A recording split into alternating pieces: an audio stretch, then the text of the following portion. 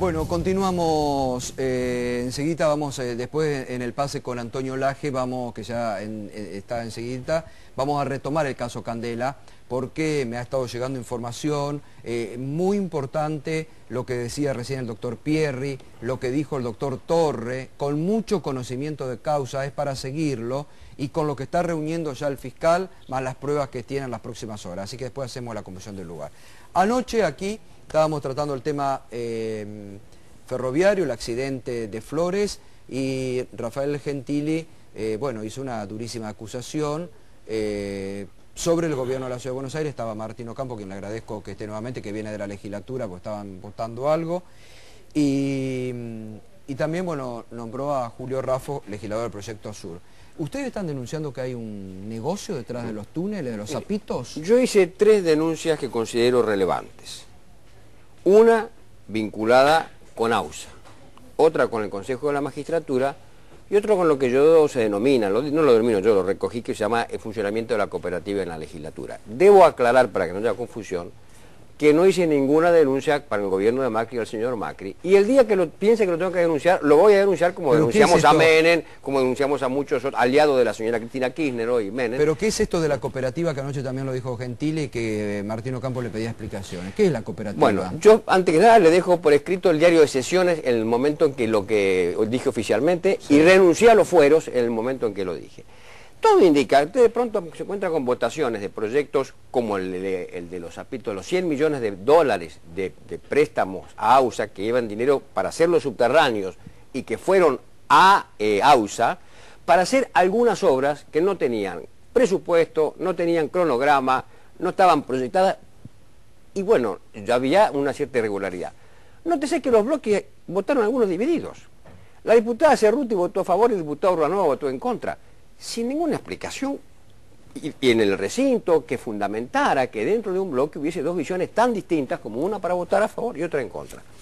Todo indica que hay proyectos de contenido económico o proyectos de trascendencia política que se acuerdan, y yo entiendo, y esto lo digo como una suposición mía, si no, no lo entendería, para hacer inteligible este hecho, en función de acuerdos que tienen que ver a veces con contratos, con favores, con relaciones políticas.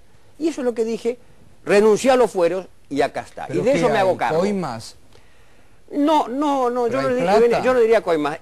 Digamos, ¿pero a quién denuncia usted concretamente? Yo, a lo que llamo el funcionamiento orgánico de una estructura, dije que lo mencioné. Pero alguien tiene que venir a ofrecer algo, bueno, digo, a cambio. Mire, da la casualidad, se dio la casualidad, que el día que se trataba el préstamo de 100 millones de dólares a AUSA, y que la sesión comenzó 5 horas tarde, la única sesión que ha comenzado hasta ahora, hacia las 10 de la noche.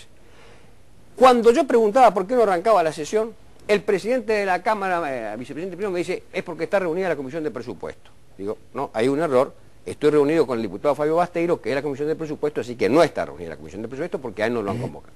Bueno, buscamos más información, me dicen, no arranca la sesión porque están reunidos los que han hecho observaciones al proyecto de AUSA para consensuar. Digo, no es verdad, porque yo hice observaciones y nadie me invitó a consensuar. Al rato me dicen, no arranca la sesión porque están reunidos los que han hecho observaciones y están dispuestos a consensuar. Yo siempre estoy dispuesto a consensuar, el diputado me conoce, en cuestiones de principio no, en cuestiones de forma siempre esto.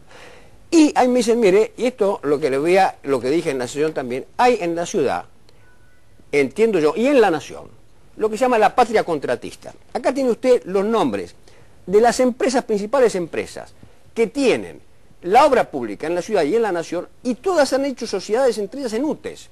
Son competidoras en las licitaciones, pero son asociadas todas ellas. Una de ellas tiene el sorretamiento. Martín Ocampo. Bueno, primero me parece que es inoportuno hacer una traslación de algunos datos de la sesión y de sacar como conclusión de eso que hay algún elemento, alguna sospecha sobre procedimientos irregulares en la legislatura. Porque desde otro lado yo también podría decir que Proyecto Sur, cuando nosotros quisimos aumentarle el impuesto a los bancos, no votó el impuesto a los bancos, o el aumento del impuesto a los bancos, ¿por qué razón? La verdad, yo creo que ellos lo hicieron convencidos de que estaban haciendo lo correcto cuando decidieron no aumentarle los impuestos a los bancos. Ahora, no pongo un manto de sospecha sobre eso. Yo creo que poner manto de sospecha sobre las votaciones que realiza la legislatura es un poco imprudente. Y me parece que los ámbitos donde hay que canalizar estas cuestiones son en los ámbitos institucionales. Ahora, y no en los medios de comunicación. Como dice Rafa, dice, paralelamente a la organización de los trabajos legislativos funciona una actividad a la que se llaman la cooperativa. No sé lo que es eso, la verdad no sé lo que es eso. No sé ni lo que es eso, y si tuviera información, mi ámbito de hacer la denuncia es en los ámbitos de las instituciones, no en los ámbitos públicos. Es en los tribunales, cuando yo creo que hay un delito importante es en los tribunales, y cuando es una cuestión entre diputados en el ámbito legislativo. Vengo yo de hacer hoy una denuncia contra el diputado Gentile en el ámbito legislativo, que es una cuestión de privilegio, para que la legislatura, porque yo no he sido ofendido personalmente, ha sido ofendido todo el cuerpo legislativo, porque ha dejado un manto de sospecha sobre toda la legislatura, acá sin exclusión de bloques y nada. Y esa integración, por ejemplo, de los bloques, que dice que le da sospecha, situaciones de bloques que votan divididos, en el momento, por ejemplo, el ejemplo que da el diputado Ruanova y la diputada Cerruti, en ese momento no integraban el mismo bloque. A ver, Rafa. El bloque... Uno entregaba el bloque Juntos por Buenos Aires y el otro integraba el monobloque que tenía doy la el diputada beneficio de la Cerruti. duda porque mi memoria no es perfecta, pero me llamó mucho la atención porque conforman un espacio político y una mirada. Pero no eran del mismo espacio político cuando lo votaron. Eran dos bloques distintos. Yo voy a señalar otra curiosidad más. Pero son curiosidades, de curiosidades Sí, a extrapolarlo y llevarlo a acusaciones graves, a mí me parece que hay cierta imprudencia institucional, por lo menos. Bueno, porque usted habla de cooperativa. En un momento, también en el orden nacional, se hablaba del peaje de ciertas leyes, que después terminó con la Banel, el código. Claro, mire, yo le voy a decir una frase de Lisandro de la Torre frente a una comisión investigadora que se hizo cuando él era senador. Que él dijo, la comisión no ha aprobado nada, lo que no quiere decir que no haya pasado nada. Porque también en el juicio a Menem, del contrabando de armas, se llegó a que Menem es inocente. En la denuncia de enriquecimiento ilícito de este impúdico enriquecimiento de la presidenta y su distinto esposo, que es impúdico, se ha multiplicado. Yo le pregunto a mis alumnos, a mi gente, ¿tu papá cuántas veces multiplicó su patrimonio en estos últimos 5 años? ¿Usted cuántas veces multiplicó su patrimonio en los últimos 5 años? Ellos lo multiplicaron muchas veces, y no sé bien cómo, porque no se podían ocupar de los negocios, porque tenían que ocuparse de la cosa pública. Pero a veces no se puede probar judicialmente nada. Sigue sembrando sospecha. Pero por supuesto, yo no veo la política de esta manera, la verdad la veo la política en forma constructiva. Yo vine ayer a discutir acá la política pública acerca de del transporte y las necesidades que tiene la ciudad de que nosotros, los dirigentes políticos de la ciudad, empecemos a tratar los problemas que le interesa que resolvamos. Y después me encontré en el medio de ese debate con una denuncia que yo la canalicé en términos institucionales. No quiero ni seguir en los medios de comunicación debatiendo este tema, quiero que las instituciones se expidan y en el marco y ser respetuoso de esas instituciones y en todo caso aprovechar este importante espacio que nos dan los medios de comunicación para debatir cuál es nuestro plan para la ciudad, en este caso el plan de infraestructura de transporte. Los zapitos no sirven y son un negocio. No, mire, son dos cosas distintas. Se puede hacer negocio con cosas que sirven. Yo puedo decir, y creo que el diputado está al tanto de esto, los zapitos no son para el transporte público, son para los autos particulares, porque su dimensión no permite, o sea, no eliminan las barreras.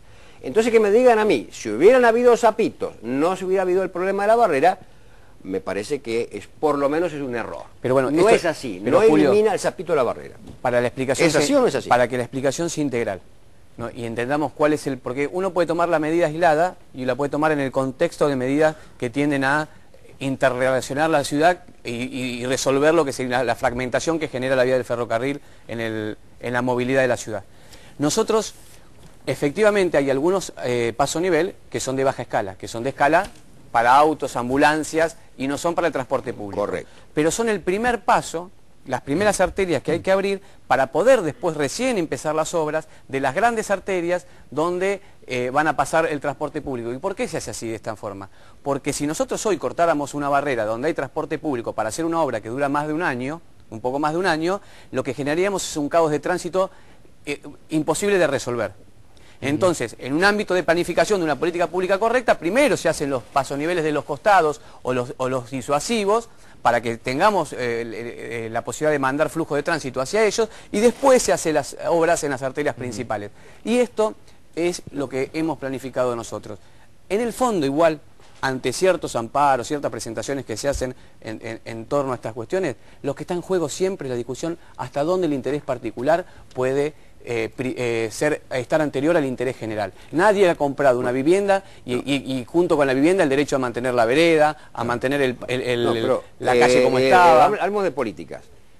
Porque a veces las cosas son transversales también en los criterios. Hay un proyecto de un diputado del PRO que falleció, hombre respetable que yo tenía gran aprecio, que era el diputado de Engaramo, estableciendo una sanción agravada para cuando se pasaba la barrera baja y no se respetaba la barrera, y en la Comisión de Justicia que yo integro, se aprobó de esa manera. Pasó a la Comisión de Transporte y la mayoría le sacó el agravamiento.